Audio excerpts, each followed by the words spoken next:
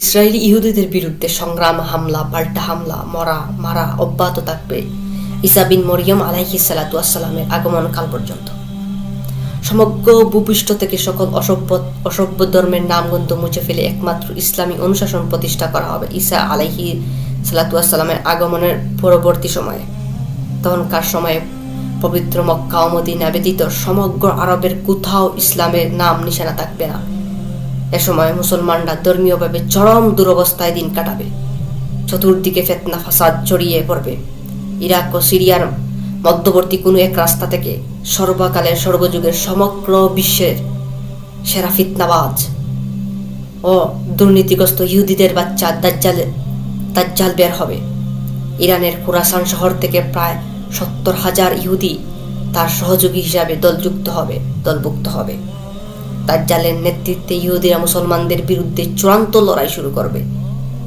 ইতিমধ্যে পবিত্র মক্কা থেকে হযরত ইমাম মাহদির আগমন এবং হযরত ঈসা বিন মরিয়ম আলাইহিস সালাতু ওয়াস সালামের সিরিয়ার রাজধানীর দামেস্কের পূর্ব দিকে অবস্থিত বাইতুল মুকাদ্দাসের সাদা বর্ণের একটি মিনারের স্থির দুটির হাত দুজন ফেরেশতার কাঁধে ভর করে আসমান থেকে জমিনে অবতরণ করবেন।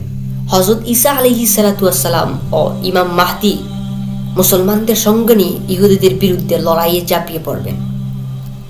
ইহুদিরা এই লড়াইয়ে শোচনীয়ভাবে পরাজয় বরণ করবে এবং সিরিয়ার বাবুল্লুদ্দে পাহাড়ে হযরত ঈসা আলাইহিস সালাতু ওয়াস সালামের হাতে তার পরম শত্রু দাজ্জাল দূত হয়ে নিহত হবে।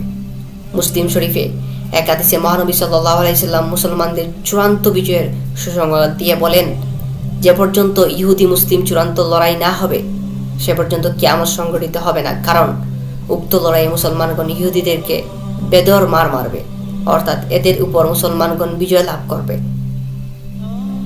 এ অবস্থায় এই হবে যে ইহুদিরা পাথর ও বৃক্ষের পিছনে আত্মগোপন করবে। তখন পাথর ও বৃক্ষে তাদের বিপক্ষে কথা বলবে। পাথর ও বৃক্ষ ডেকে বলবে, হে মুসলমানগণ, হে খুদার বান্দা, এদিকে এসো, আমার পিছনে এই ইহুদি আত্মগোপন করে আছে, ওকে হত্যা করো। কিন্তু গর্গদ বৃক্ষ নামে একটি গাছ এভাবে ডাকবে না, কারণ এই বৃক্ষটি ইহুদিদের। সূরা নিসায় বলা হয়েছে আহলে কিতাবি, ইহুদ ও খ্রিস্টান সকল মানুষ, যদিও বর্তমান সময়ে হযরত ঈসা নবী নবুয়ত এবং হযরত মুহাম্মদ সাল্লাল্লাহু আলাইহি সাল্লামের নবুয়ত সম্পর্কে ঈমান গ্রহণ করতে নারাজি পোষণ করেছে, তবুও হযরত ঈসা আলাইহিস সালাম নবীর মৃত্যুর পূর্বে উভয় নবীর উপর ঈমান গ্রহণ করবে।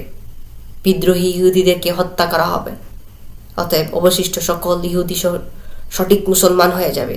সে সময় সকল প্রকার খোদা বিরোধিতা ভূপৃষ্ঠ থেকে মুছে দেওয়া হবে এবং থাকবে শুধু ইসলামের হুকমত।